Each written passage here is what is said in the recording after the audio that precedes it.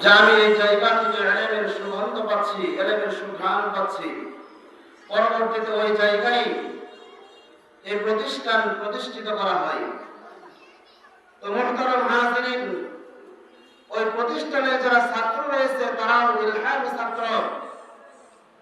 যখন হযরত মাওলানা শাহ রফিউদ্দিন তিনি মাদ্রাসার পরিচালনার দায়িত্ব ছিলেন, কিছু ছাত্রদেরকে নিয়ে মাদ্রাসার সামনে দাঁড়িয়েছিলেন, হঠাৎ একজন ছাত্র বোর্ডিং থেকে খানা নিয়ে এসে মুহতামিম সাহেবের সামনে ডালের পেলা নিক্ষেপ করল আর বলতেছে, এই নেন আপনার ইহতিমাম।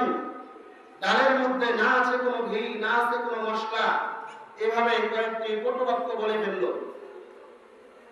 তো মুহতারাম হাজিরিন, তখন শাহ রফিউদ্দিন রহমাতুল্লাহ আলাইহি তিনি ওই ছাত্রের মাথা থেকে পা পর্যন্ত তিনবার নজর বুলালেন। নজর বুলিয়ে বলতেছেন যে এই মাদ্রাসার ছাত্র নয়। সবাই অবাক হয়ে গেলেন। ঠিকই খোঁজ খবর নিয়ে দেখা গিয়েছে সেই ইংরেজদের চর সেই ছাত্র ছিল না। তো মুহতারাম হাজিরিন, তখন হযরত মাওলানা শাহ রফিউদ্দিন রহমাতুল্লাহ আলাইহি ছাত্ররা অন্যান্য ছাত্ররা ধরলেন যে আপনি কিভাবে বললেন যে এই মাদ্রাসার ছাত্র সেই মাদ্রাসার ছাত্র নয়। মাওলানা রফিউদ্দিন রহমাতুল্লাহ আলাইহি তিনি বলতেছেন যে আমি একদিন স্বপ্নে দেখেছি যে মাদ্রাসার পাশে একটি কূপ রয়েছে, কূপটি দুধে ভর্তি। এই কূপ থেকে রাসূলুল্লাহ সাল্লাল্লাহু আলাইহি ওয়াসাল্লাম দুধ বিতরণ করতেছেন, আর যারা কিছু সংখ্যক লোক এখান থেকে দুধ নিয়ে যাচ্ছে।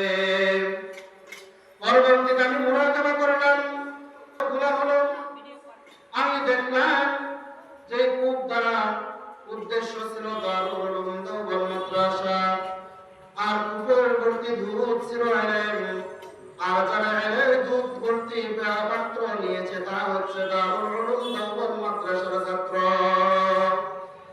এভাবে সমস্ত কিছু ছিল ইলহামি। ছাত্র, ব্যক্তি, স্থাপন, মাদ্রাসা সমস্ত কিছু ইলহামি ছিল। শিক্ষা ব্যবস্থাও যিনারা করেছেন ৬ জন আলেম মিলে আকাবের সিত্তা বলা হয়।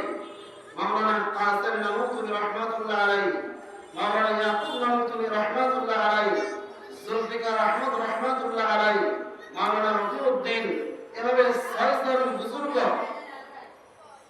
মাশওয়ারার মাধ্যমে, পরামর্শের মাধ্যমে শিক্ষা ব্যবস্থা কিভাবে হবে এটা চালু করেন। মূলনীতি ৮টি রয়েছে, যাকে উসুলে হাসতে গাড়া বলা হয়। তার মধ্যে একটি মূলনীতি হচ্ছে যে কওমি মাদ্রাসাগুলো সরকারের কোনো দান অনুদানে চলবে না, এটা সাধারণ জনগণ থেকে সাহায্য সহযোগিতা নিয়ে পরিচালনা করতে হবে, যাতে করে সরকারিভাবে মাদ্রাসাগুলোর উপরে কোনো হস্তক্ষেপ না আসে। মুহতারাম হাজিরিন, এখন দেখবেন যে সমস্ত সরকারি প্রতিষ্ঠানগুলি রয়েছে, সেই প্রতিষ্ঠানগুলির মধ্যে সরকারিভাবে এমন কিছু কার্যকলাপ চাপিয়ে দেওয়া হয়, সেটা যদি ইসলামী সাপোর্ট না করে, ইসলামী নীতিমালার মধ্যে না থাকে, তারপরে সেই সরকারি আইন নিয়ম কানুনগুলি মেনে নিয়ে তাদের শিক্ষা ব্যবস্থা নিতে হয়, নিজের চাকরি অব্যাহত রাখতে হয়। মুহতারাম হাজিরিন, আমি বলেছিলাম প্রাথমিক পর্যায়ের প্রতিষ্ঠান এটা। প্রাথমিক পর্যায়ের প্রতিষ্ঠান হলো, তার সম্পর্ক হলো উম্মুল মাদারিস দারুল উলুম দেওবন্দের সাথে। সম্পর্কের কারণে মাদ্রাসার মূল্য অনেক বেড়ে গিয়েছে। যেমন প্রাইমারি প্রতিষ্ঠান, প্রাইমারি স্কুল শেষ না করে কেউ মাধ্যমিকে যাইতে পারে না, প্রাইমারি স্কুল শেষ না করে কেউ উচ্চ মাধ্যমিকে যাইতে পারে না, উচ্চ মাধ্যমিক শেষ না করে কেউ ভার্সিটিতে যাইতে পারে না। তারা বোঝা যায় প্রাইমারি প্রতিষ্ঠান হচ্ছে শিক্ষার মূল। ঠিক তদ্রুপ এখানে প্রতিষ্ঠানে উসমানী মাদ্রাসা রয়েছে এবং দেশের বিভিন্ন জায়গায় যে প্রাথমিক শিক্ষা প্রতিষ্ঠানগুলি রয়েছে, এগুলি হচ্ছে শিক্ষা অর্জন করার প্রথম স্তরের